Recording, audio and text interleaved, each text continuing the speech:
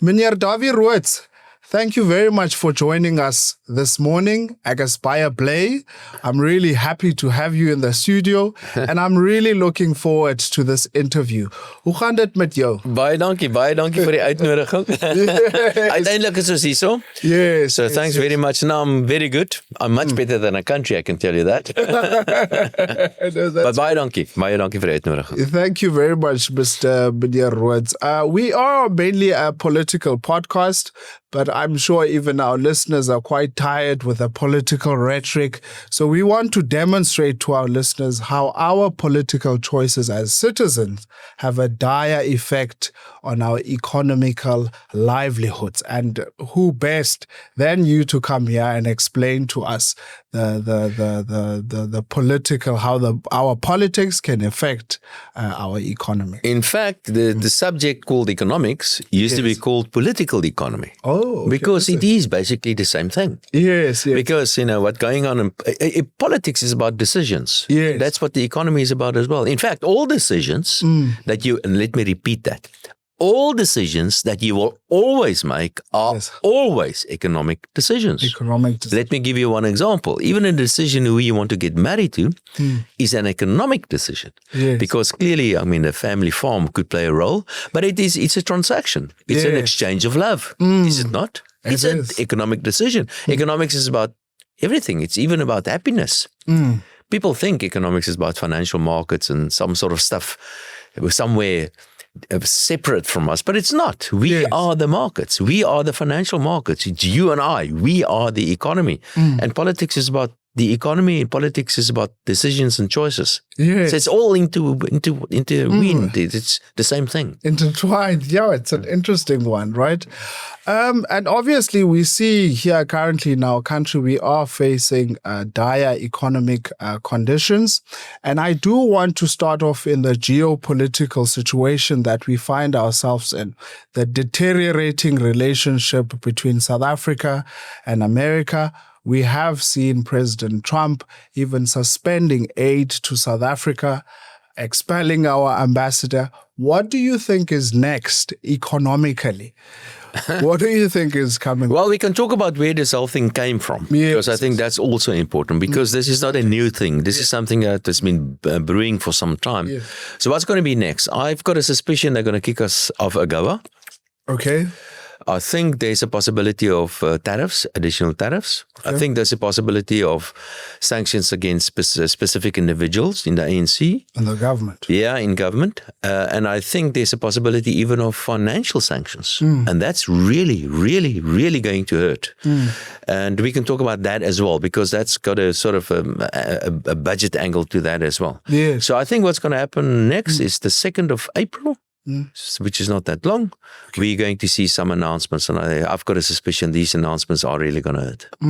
Let's first look at AGOA, which is the Africa Growth Opportunity Act, where we have opportunities to send some of our products to the American market at zero-rate tariffs.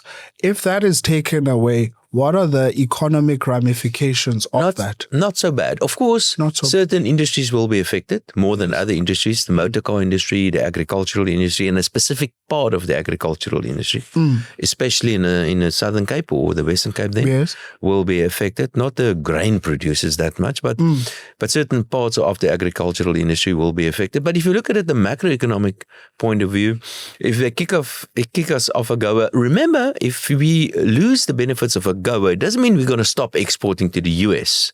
We can still export. Maybe not the preferential treatment that we've been getting up to now, but we can still export to the US. But still, it will have an impact on economic growth. I would say less than 0.2% lower economic growth because of the benefits that we get from AGOA. But 0.2 doesn't sound that much, and it isn't that much. But if you look at an economy that's hardly growing, 0.2 is a lot, because I don't think we're going to see 1%. I think we're probably going to get about 1% growth this year. And if you take 0.2 of that, that's a big chunk of economic growth that we're going to lose.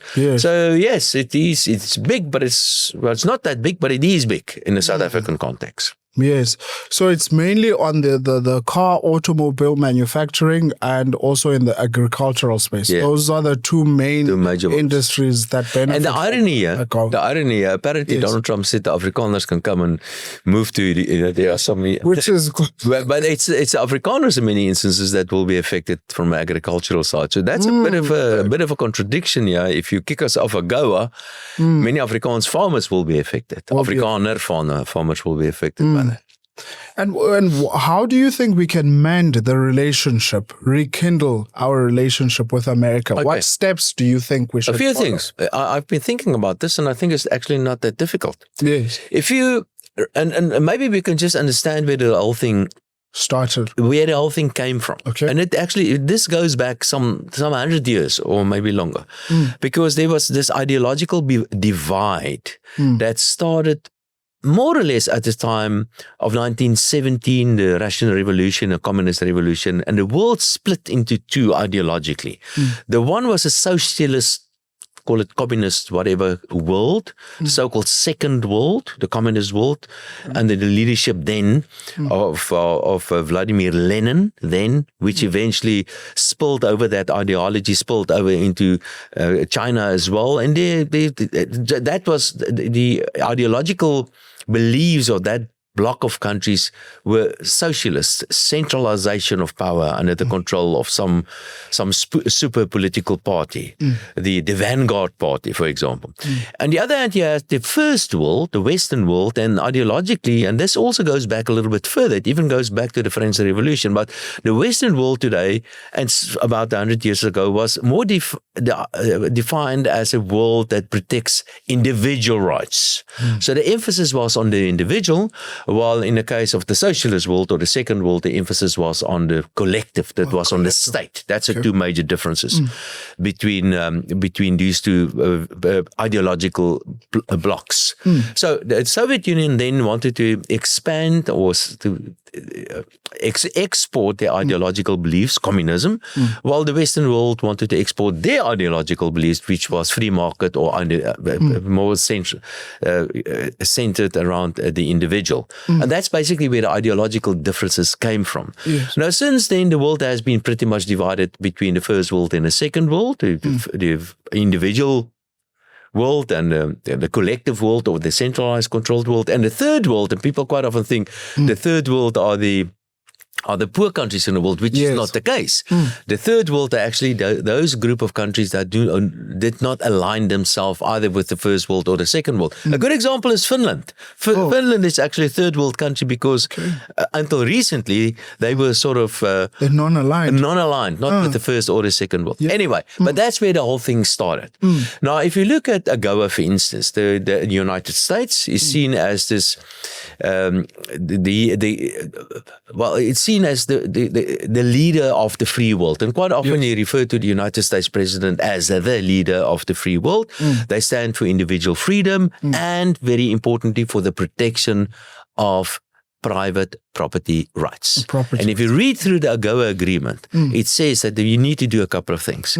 And one of the things that you need to do is that you must protect private property rights. Now, see what the South African government has been doing recently with this expropriation bill. That goes against the protection of private property rights. But there's some other stuff as well. The Americans also said that you can't do anything that undermines the interest of the United States. And also it undermines the interest of the allies of the United States. And a very important ally of the United States is, of course, Israel. So if you go and say, listen, I think Israel is doing all sort of bad things, and you take them to international courts, and you start this campaign, anti-Israel campaign, then the United States is going to get angry at you as well. And that's exactly what's been happening. And then there were allegations that South Africa is actually playing some war games with some other, let's call it second world countries, like for example the Russians and even the Chinese. There's we've been doing military exercise with the Russians, which is a bit of a contradiction because we don't have a military. And the Americans say, listen, but those are not the good guys. The Russians are not the good guys. We're the good guys. And if you align yourself with the Russians, for example, by implication, it means you're anti-American. So those are some of the reasons why. And of course, the big enemy of the Americans are the Iranians. Iranians. Oh, the Iranians. Yes, and recently, obviously, South Africa is when you get all these photo opportunities with the Iranian president coming to South Africa. Telling us and we telling them that they are our good friends and all. That's not good with our relations with the Americans. So what should we do? What should we do to fix our relations with the US? And I think it's relatively easy. Yes. The first thing that we must do, we must stop this expropriation nonsense. And we can talk about that a little bit, because if you want an economy to grow, you must protect private property rights. So we must do something here. We must eat humble pie, and that means stop this expropriation nonsense. Yes. We must stop this BEE nonsense that we have in South Africa. We've been having it for 30 years. It's been a huge disaster, and we can talk about that as well. I've got alternative suggestions to that. Okay. We can, for example, implement, and we should, implement to the T, the recommendations of the Zondo Commission. I mean, the Zondo Commission, how many years is it now? And nothing really happened. No one you must implement. I mean, all these bad guys are listed in the Zondo Commission. Just do something about that. Some of them are in government. Yeah, and then you must cut all ties with Iran. All ties with Iran. Is it, Munir? And then you go back to the United States and you go stand on your knees and say, Mr. Donald Trump, I'm very sorry for all the bad things I've done. Ek is jammer. Please, I've changed expropriation, BEE, there's a Zondo Commission, cut all ties. Please do something to get some money flowing into South Africa. But our investments currently is about 15%. Capital formation to GDP. We need to double that. And the Americans got a lot of money. So, sorry, Mr. Trump, we're going to be good boys from now on. And please come and invest your money in South Africa. And that, I can tell you, will result in huge amounts of money flowing into South Africa and all the positive things that will happen with that. So that's the way to get around this. And maybe I can just interrupt myself.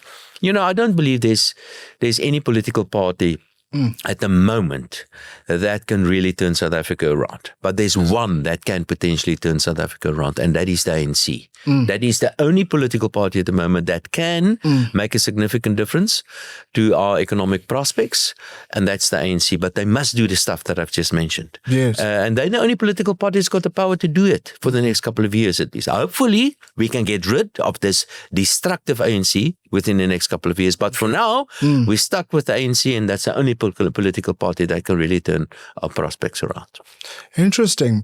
With the land expropriation bill, it says that government can expropriate land for public use or for public benefit. What is it talking about? Is it talking about government expropriating land to build public infrastructure like school, roads, and so on? Because I saw the other video where you really emphasize that private property rights is the main cornerstone of attracting investors. So I just want to, let's break down that specific. There are two issues here. The one is that emotional issue, that's land. I'll get to that in just now. Okay. And the other one is private property rights. Let me just get to the private property rights one and just try to explain why I think private property rights are so important. It's crucially, let me repeat that, it's crucially important. I believe I know what the ingredients are for a successful economy. I believe I know what you need to do to guarantee economic growth. And there are three things that you need to do. And I've got reasons why I said this. The first one, you must protect private property rights. When I talk about private property rights, I mean a very, very broad definition of private property rights, which basically means that the center of the world is the individual. Okay. So the reason why we have a state is to protect me and my stuff. That's the reason. The reason why we have South Africa, the reason why the country exists is only there to protect me and my stuff. You and I, of course, not me individually, but the individual. To protect my and my stuff. That's the reason why we have a state. And when I talk about private property rights, I mean in broad definition, I've got the right on my property, but also the right on my life, right on freedom of movement, that sort of stuff. Yes. That's the first requirement. The second one is you must protect and encourage free trade. Now, there's a saying that there is no free lunch, but there is one very, very important exception, and that's free trade. Because when two economic agents you and I, for example, decide to trade something between the two of us, both you and I gain from this transaction. Because if we don't both gain from a transaction, then we wouldn't have entered into this transaction to start off with. Okay, the buy and the sell. It wouldn't have happened. So since I'm better off and you're better off after the transaction, we've created something out of nothing. Think about that for a moment. Because previously we had something, and after the trade, we better off, you and I, and we have created a free lunch. And that's why the protection of private property rights is so important, allowing me to trade freely and create free lunches. And then the third requirement is that you must have sound money. Sound money simply means low inflation, because that's important for the signals that you get out of the economy. You want to allocate resources, and you can only allocate resources optimally if you get the right signals. But in an inflationary environment, the signals are distorted because prices keep on going up, and you can't see which one of the prices go up more than other ones, for example. So it's important to have low inflation, protection of private property rights, and free trade. You do that, and I guarantee you, Yes. the economy is going to grow. So that's the first point that I want to make on private property rights and why that is so important. Let's get to land, and that's a very emotional issue here. Now, land is a very emotional issue because nobody's going to disagree. We've got so many interest groups here. We've got the farmers, we've got some ethnic groups, we've got blacks, and we've got whites, we've got politicians, lefts and right. I mean, nobody's going to agree on issues on land. Nobody's going to agree who was here first. Nobody's going to agree about who stole what from whom. Nobody's going to agree about who bought what or what wars or whatever. So there's not going to be agreement on where the land who owes what? We don't even know who owes what. And everybody says, but I've got the right facts and everyone. So there's not going to be agreement on land. Let's just accept that. Yes. There's not going to be agreement on land. So this is a mess. How are we going to get around this? And I think the answer is the following. And again, as an economist, I try to understand what's going on in the economy. Yes. Before I come back to the land, let me just make a comment about what the economy is about. The economy is about value creation. Yes. And if you look at the economy, or at least the conventional way of looking at economy, value is added in various let's call it parts of the economy. You get, for example, the primary, the secondary, the tertiary industries and so on. And if we see where economic growth is happening today, you will find economic growth is happening primarily in the tertiary part of the economy. The tertiary part of the economy is a service-driven part of the economy. That's the technologically driven part of the economy. That is the stuff that's happening in the cloud. For example, what you are doing right now is part of the service industry. And that's becoming more and more important. And in fact, if you look at all parts of the economy, the service part of the economy is becoming more and more important. Even in the so-called primary industries, agriculture, if you look at that, it's the service part of the economy that's driving agriculture or mining or manufacturing. It is not the land part of the economy. So it's what you do with the land. So if you want to become a psychiatrist from today, for example, you can become a psychiatrist in the agricultural industry. If you want to become a geneticist today, you can become that in the agricultural industry. Point is, agriculture is not agriculture anymore, or any one of these industries. They are all becoming service-oriented, technologically driven parts of the economy. And understand this. This is crucially important. Yes. So coming back to agriculture. So if I want to participate, I want to be involved in the agricultural industry, must I have a piece of land? And the answer without a doubt is no. Because it's not the land that adds the value. It's what you do with the land and the services around that. Yes. Agriculture is not part of the primary industries anymore. Agriculture is becoming part more service-orientated like anything else. And that's the answer to agriculture. If you really want to solve the land issue in South Africa, the answer is to give South Africans the best skills development that is possible. Yes, the skills. And then it doesn't matter where you're going to work, agriculture or manufacturing or and banking or whatever, it doesn't matter.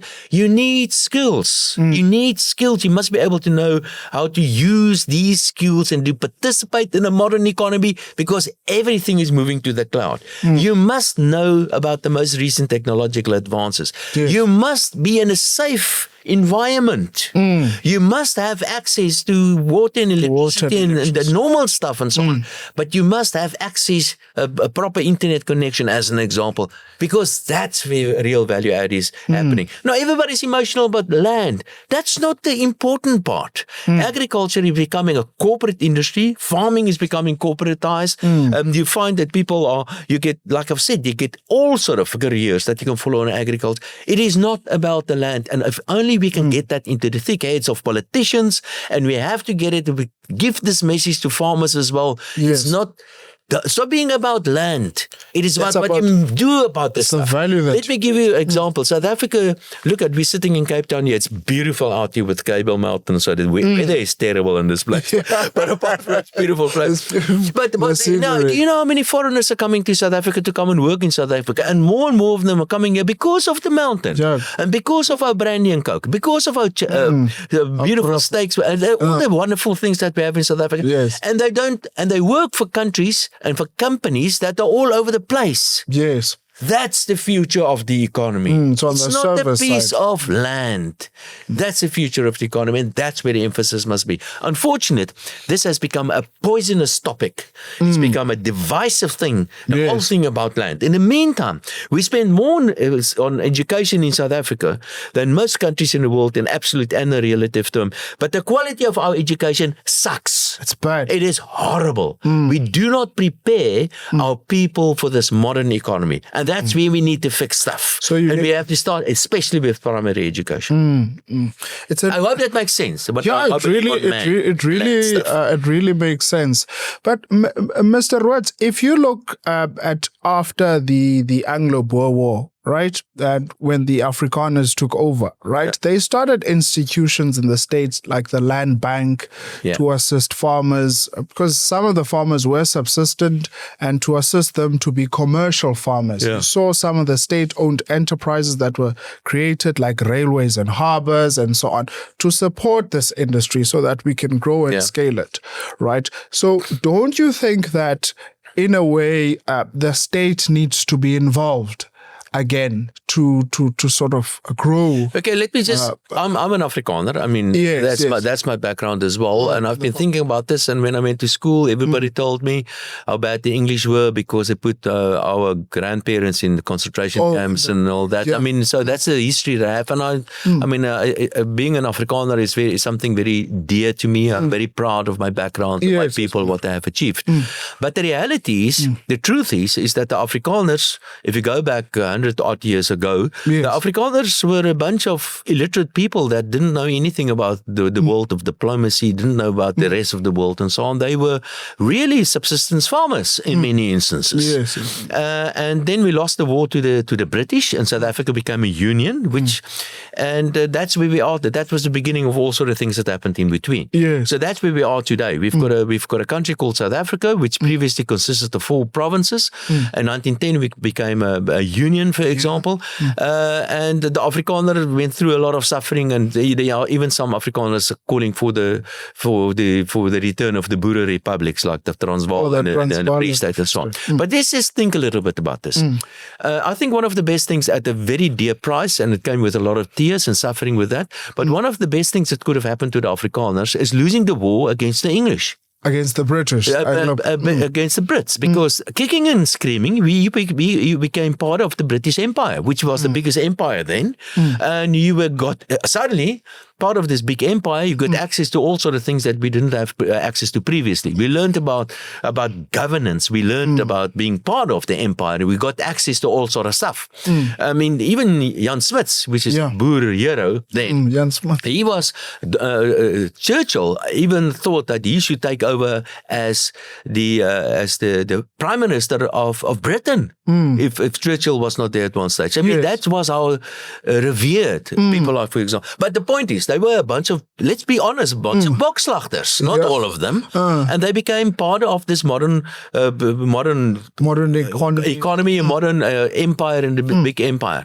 Then also we established the Union of South Africa, which became South Africa eventually, which is a much bigger market. And eventually we are everything that came with that as well. So the Afrikaner in 1948 basically became the political force in the country. The Afrikaner had a couple of things in mind. Of course, there was this absolute hatred towards the English to a large extent. Okay. And the emphasis for the Afrikaner, and I know because I come from this kind of background, the emphasis was on a couple of things, but there was one thing my mother always told me. You better get a qualification because they can take everything away from you, but they cannot take your geleerdheid weg from you. They can't take your qualifications away from you. So the emphasis was on education, on skills development and all that. And that's where and of course, the Afrikaner wanted to build a country for them. We had so-called separate development, that's known as apartheid then.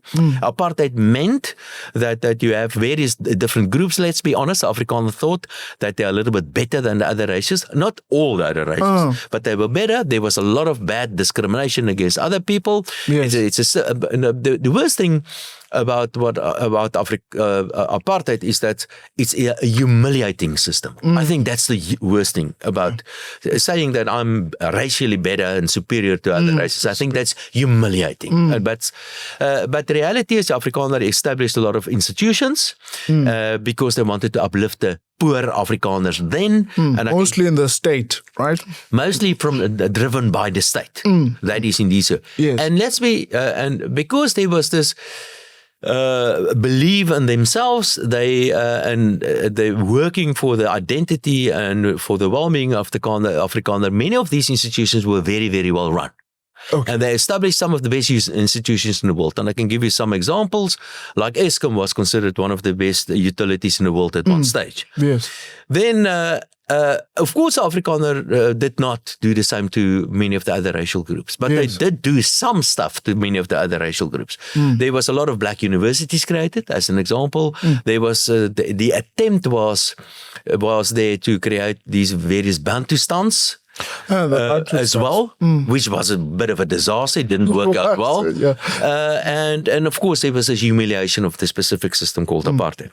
In the meantime, today, in 1994, the new South Africa was created. The Bantustans was abolished. We had a new unified South Africa. Racial discrimination was stopped and all that. But we still had the institutions that was basically created under the state, under the control of the Afrikaner then. And there are many state-owned enterprises today, many, even the local authorities and everything that goes with that. And then the ANC took over, basically. The ANC initially, I think Nelson Mandela was a very unifying force.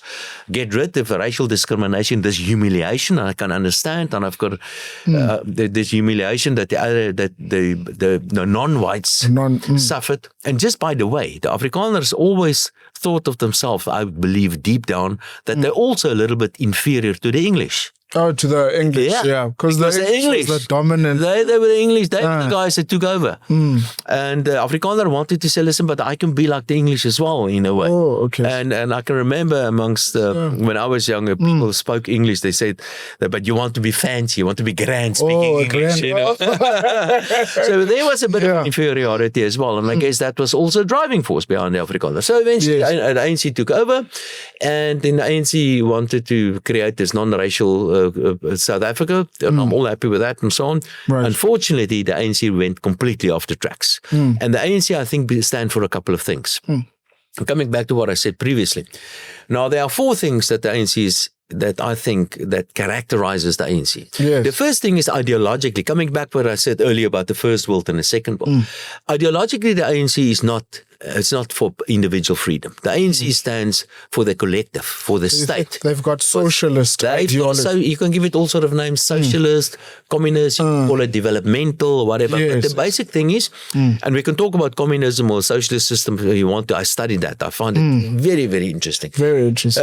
But the ANC basically stands for ideologically what the second world, let's call it, stood for. Because they were supported by the Soviet Union. Not only by the Soviet Soviet Union then, Yes. but there was a lot of politics. Don't you for one single moment think the Russians have got clean hands? I mean, if you really want to talk, I must be careful what I say here, but I've been to Russia many times. But there are a bunch of Russians there, I can promise you.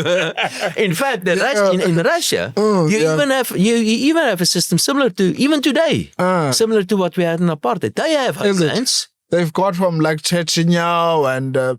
I mean, there's even, I've forgotten the name, there's even a homeland for Jews, you know, in the old Soviet Union. Yeah. Anyway, so when so don't, you can't, anyway, so interesting. So the ANC stands for one thing, and that's socialists, kind of. And they even call one another silly, childish names like comrade. I mean, that's stupid. And the last time I called somebody comrade was when we had a gang in grade 3 called this, I think this... The Eagles or something. It's similar, man. Come on. That's an ideology that got stuck somewhere in the 1920s. So that's what the ANC stands for. Yeah. So, the second thing, remember these communism, socialism, that sort of stuff means that you do not believe in private property rights, by the way. You believe the state should. And if everybody owns everything, then nobody owns anything. And that's what communism stands for, socialism stands for. That's the ideology. Flowing from the ideology of socialism or left, whatever what you want to call it, let me interrupt myself.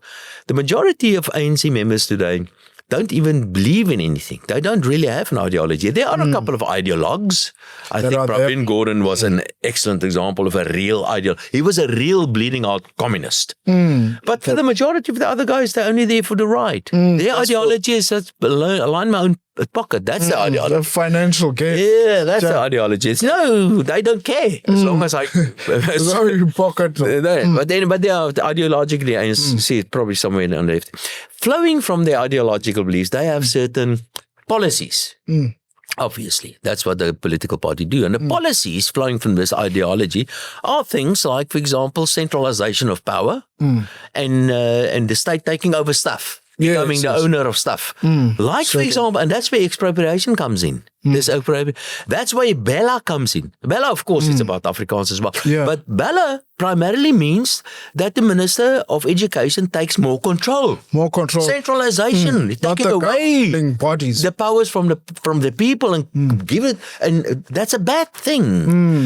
NHI is another good example of this ideology, putting things under control of the state because the state knows better. That's the policies that flow from this. And all these policies are bad policies. On top of all of that, we've got something else that the ANC is characterized for. That's the second. The third one is the ANC also stands for a cadre deployment. And another word for cadre deployment is incompetence. Putting their own in. Yeah, you put, as long as he's loyal to the party, we're going to put him in there, whether he's competent or not. And quite often what happens, you put the wrong guys in charge and they destroy institutions like the state-owned enterprises, the local authorities, and the list goes on. So the third thing that the ANC stands for is incompetence. And the fourth thing that the ANC stands for is corruption quite often. Corruption. And I mean, the list is long of corruption. And if we put these four things together, the wrong ideology, the wrong policies, incompetence and corruption, that's what you get. That's what we have today. And the result of that is horrible economic growth. For the past 15 years, we didn't make any progress. Now, I've analyzed South Africa, compared South Africa against third world countries, in inverted commas, poor countries in the world, the rich world, averages, all sort of stuff. And in terms of about every single aspect, variable that I looked at, South Africa deteriorated in terms of per capita GDP. That's an obvious one. Either the poor countries are catching up with us, or we're falling behind the rich world in terms of life expectancy. In terms of people killed per 100,000. How many kids survive more than 5 years?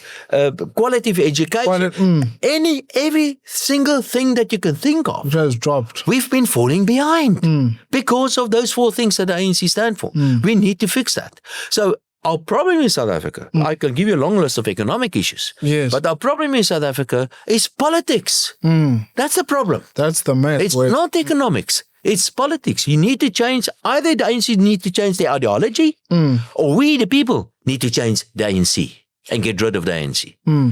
So do you think with the state-owned enterprises that are there, some of them do need to be partially owned by the private sector, or do you think we should keep it at its original form? That is not even a question. To sell it off, would you sell off some state-owned enterprises to the private sector, or have, private and public partnerships within them? Let's just go back a little bit. My ideological belief. Now, I told you what I stand for. Yes. I believe private in free trade, and low inflation, and that's what I stand for. Yeah. Remember, the state is there to protect me and to protect my stuff. Yes. So that is the primary function of the state.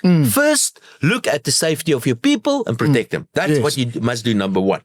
So other things like provision of certain other services like education and health services, infrastructure, whatever, those are all secondary. Yes. So you can force me a little bit, and I will accept that the state's got a certain position and a certain role to provide some of these services, and I will eventually sort of accept that. The state is not only about primary functions, there could be some secondary functions that the state can be involved with as well. Okay. So granted. We can debate on where you draw the line. Yes. Should the state own an airline, for example, or shouldn't it own an airline? So we can debate that. Yes. And where you can debate whether the state should build a pavement or not.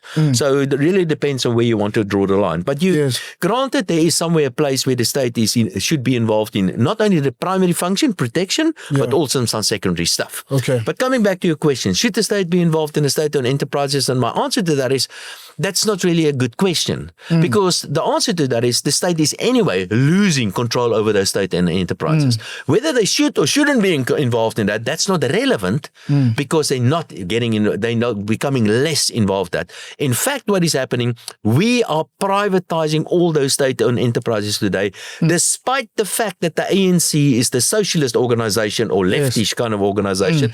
Because of their mismanagement and their incompetence and their corruption, they are simply destroying those state-owned enterprises, and the private sector is taking it over. Eskom is an excellent example. Yes. See what's been happening to Eskom. The private sector is just putting up solar panels and stuff like that. See what is happening to the post office. Yeah, the post office. It's just coming to an end. It's just over. So, and it's currently happening to the railroad, to Transnet as well. And unfortunately, and this is a bit of good news. What I've noticed and what I've picked up is that there is a silver lining, and in the case of my gut feel is that there's a bit of an improvement in the management of Eskom. I see some improvement there, but especially with Transnet. I think Michelle Phillips, the new CEO, she seems to be doing quite a good job. And before Transnet has been destroyed completely, I mean, the damage has been horrible, but they're trying to get private participation. So the point is, whether the state should or shouldn't be involved in all these other things, that's not really relevant, because they can't do it anyway. Even if they should be, they can't do it anyway in the private sector taking over those functions in any event. That's why they're even insolvent.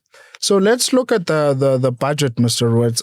Our finance minister, Enoch Godongwane, has increased the VAT 0.5% this year and also next year as well, which bumps it up to 16%. Where would you have looked to raise that budget shortfall? Where would you have looked to raise the funds to fund these priorities? Okay, let's just look at some of the numbers. Yes. So state debt is well in excess of 5 trillion rand in South Africa. 5 trillion. Yeah. Well above that. What's the percentage of the GDP to state debt? That is about 76% of GDP. That more than doubled in something like 10 years. It tripled in 15 years. Sure. So that's completely unsustainable. Because of those high levels of state debt, interest in state debt, let me interrupt myself again.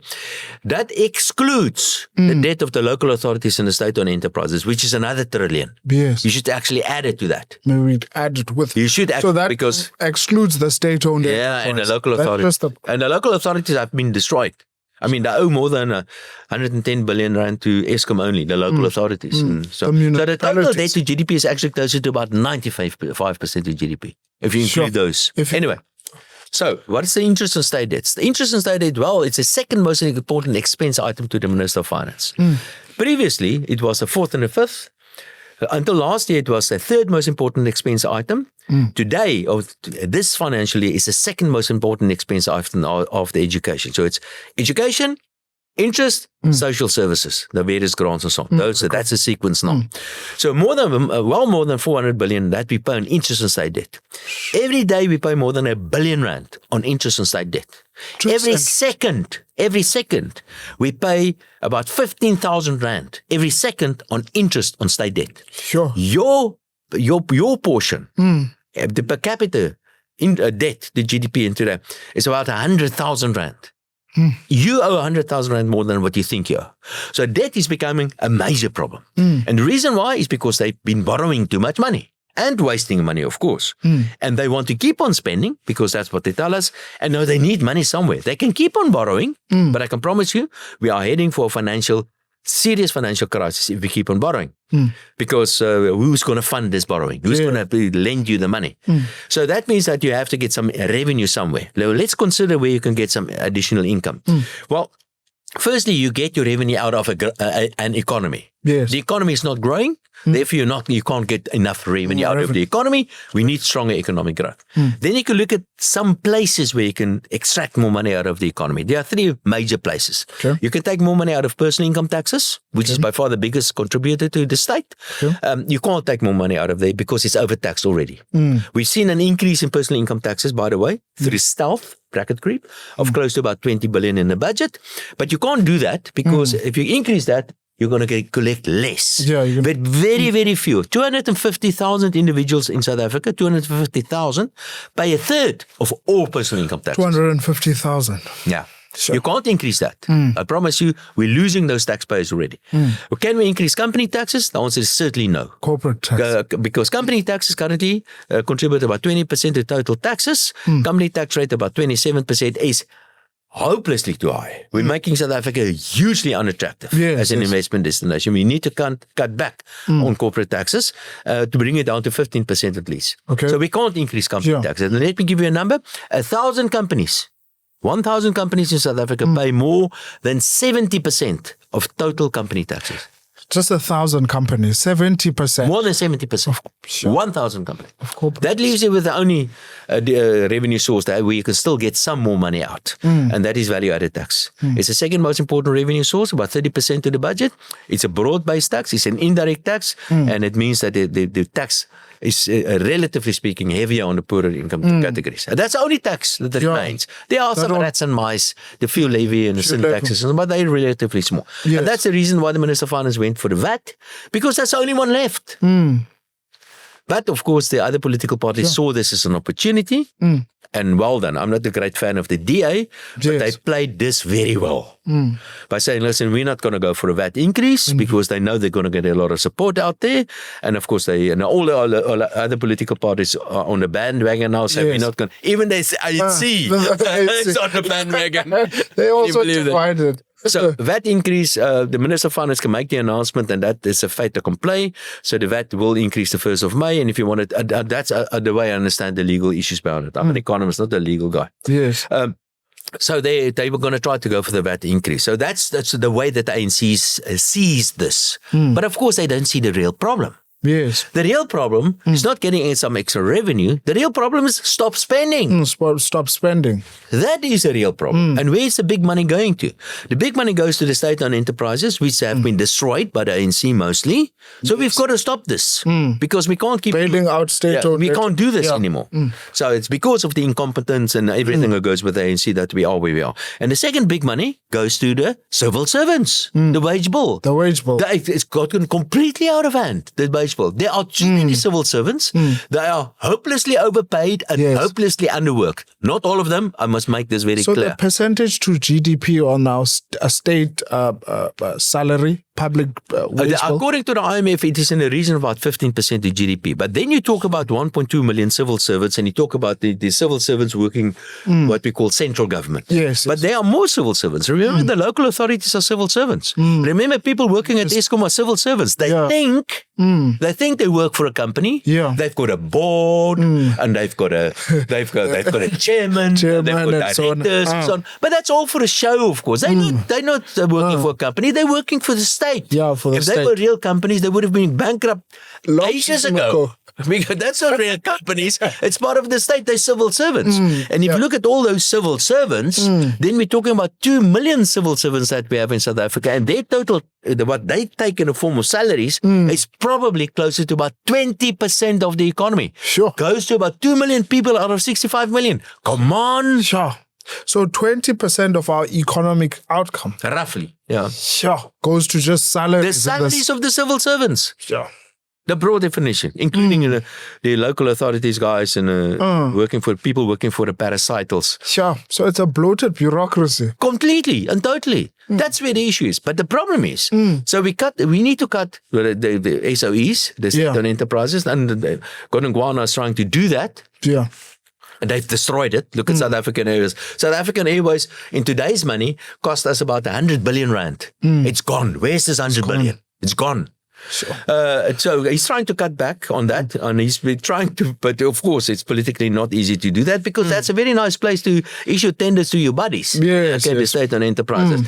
And of course trying to cut back on the civil servants' wage bill, that's going to be extremely difficult because people like, for example, SATU, Democratic Teachers Union, SATU.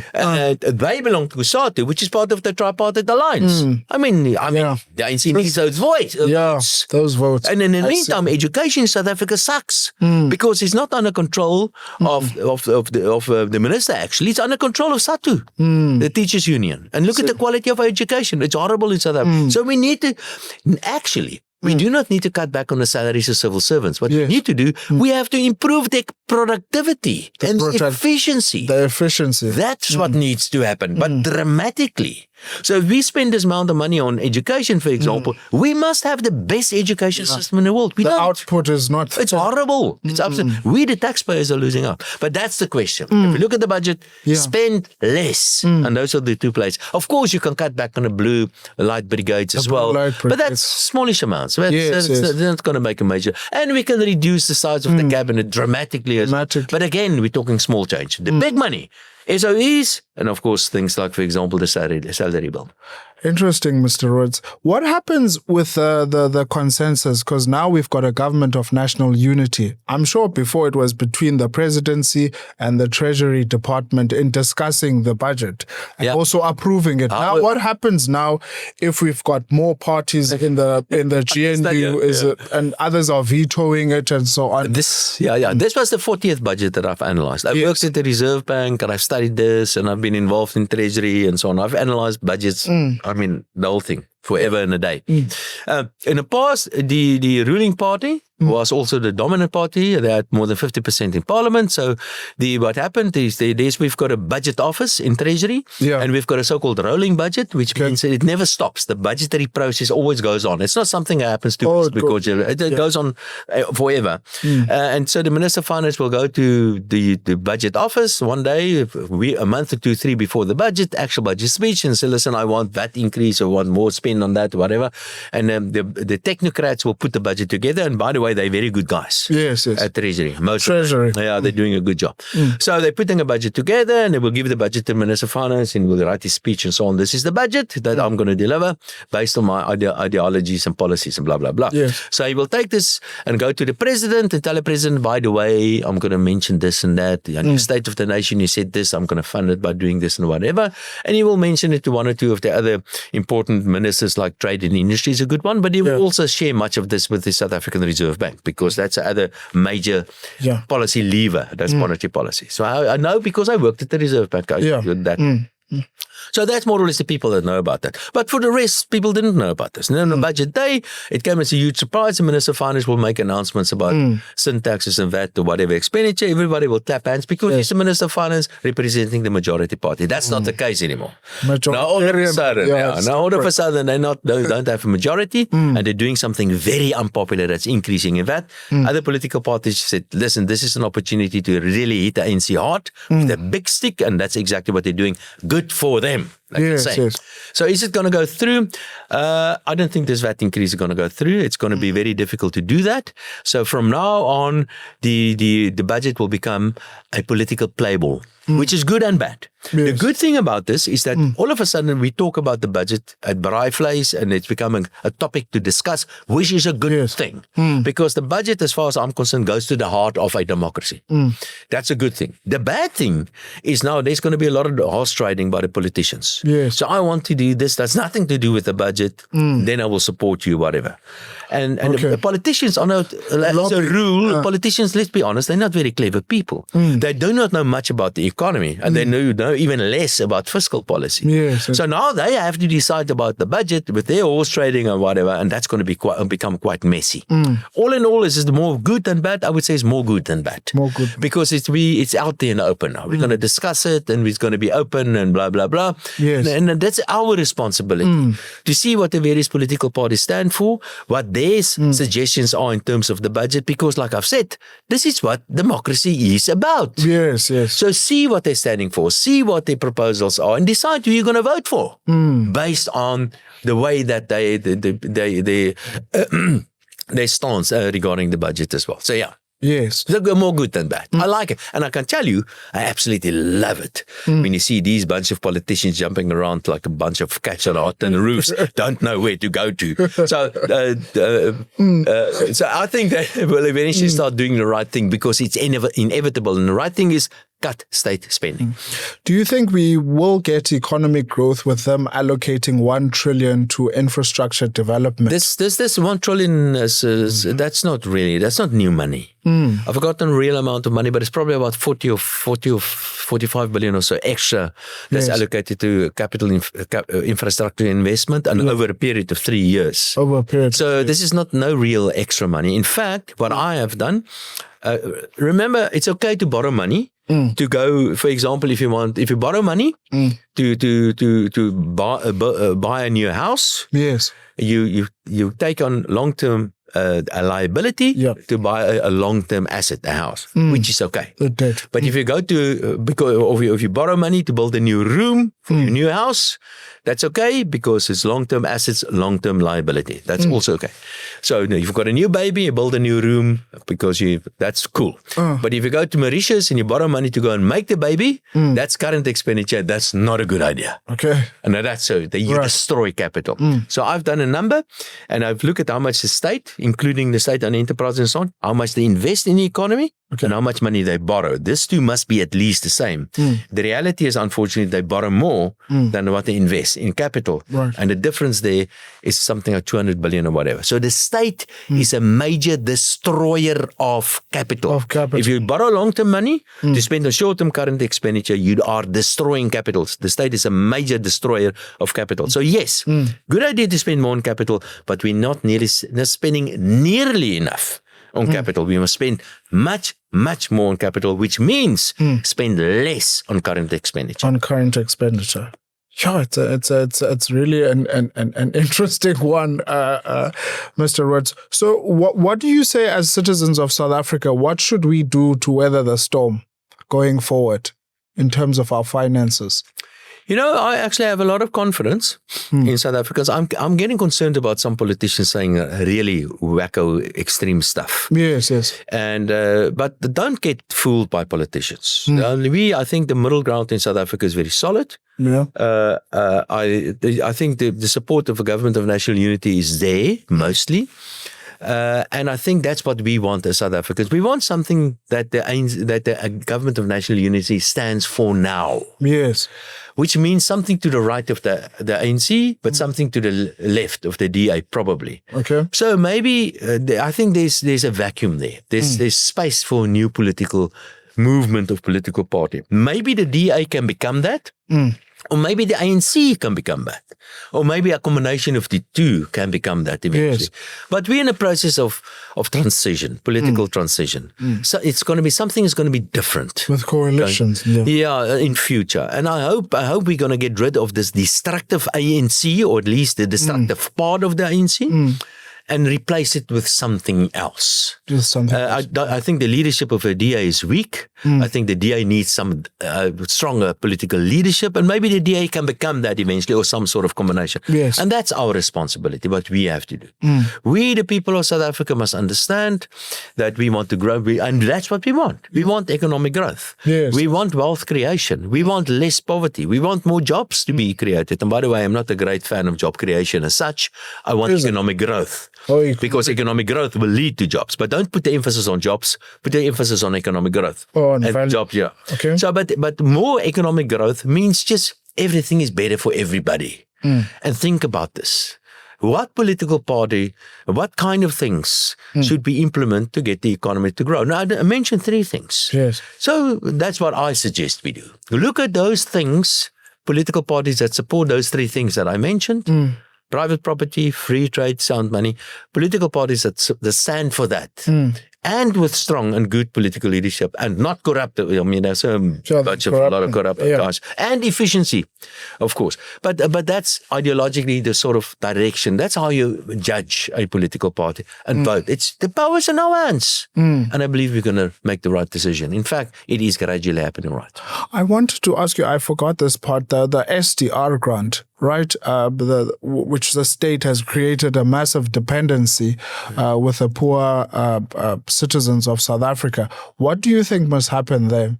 Yeah. Or how much on the percentage as well that is taken from the fiscal to fund that? Let me give you numbers. We have 28 million people receiving grants. About 10 million of them are the so-called SDR of the COVID grant. Yes, the COVID grant. Which is a tiny amount, 400 and something rand. I mean, you can't survive from that. That's so 28 million people, plus the 2 million civil servants. We've got 30 million people. Nearly half of the population get an income from the state every month. We've got less than 15 million people working in the private sector. There are more than 2 people for every person getting an income from the state for every 1 person that works in a productive sector. It's completely unsustainable. Having said that. So it's not balanced. No. The unemployment, we know what the unemployment. The poverty levels are horrible. Our kids are going to bed hungry. A quarter of our kids go to bed hungry. They do not get enough food. Yeah. We as South Africans cannot allow fellow South Africans to die of hunger. We can't stop this. That's the point I want to make. So the answer to this is we have to have fewer people depending on the state. And the only way to achieve that is through stronger economic growth. In the meantime, if the COVID grant of the grant system, I would totally overhaul it. And in fact, I am in favor of a basic income grant. Basic income. Yes, I am in favor of that. But a successful social security system is a system with fewer people, not more people. And you can only get fewer people with stronger economic growth. And that's been the actual issues. But in the meantime, we can't just stop the grant system. It's going to lead to too much suffering.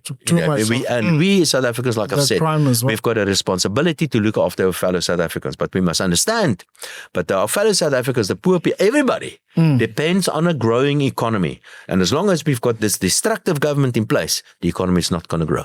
Do you think we can also unlock industrialization, producing more internally, domestic? Again, industrialization, again, I think it's a good idea. But again, coming back to what I said earlier, we must remember that economic growth happens somewhere else now.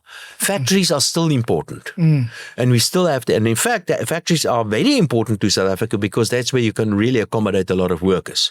From that point of view, it is important. But do you think we're going to start competing with the Chinese? It's not going to be very easy to do that. In some instances, we can. We can, and we've got this wonderful demographic dividend currently in South Africa. Unfortunately, we do not have the skills. So my point is that do not put policies in place to support a specific industry. So don't drive an industrialization policy. Is it? That is wrong.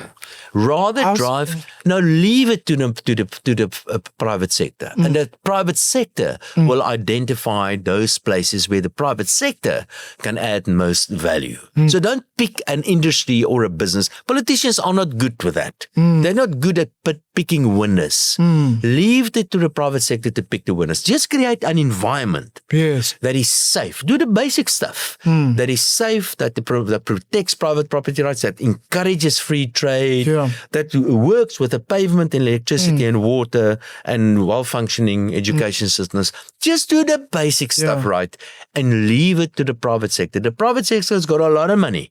There's something 1.5 trillion rand on the balance sheet of companies in South Africa. You do the right stuff, and the private sector will pick the winners, and they're much better at picking winners than politicians. And you think China is the reason why we have deindustrialized? Well, no, we've deindustrialized because of a destructive ANC. That's why we have deindustrialized. But having said that, China, I think that China, this amazing, miraculous economic growth that we saw coming from China in the past 30 years, I think that's over.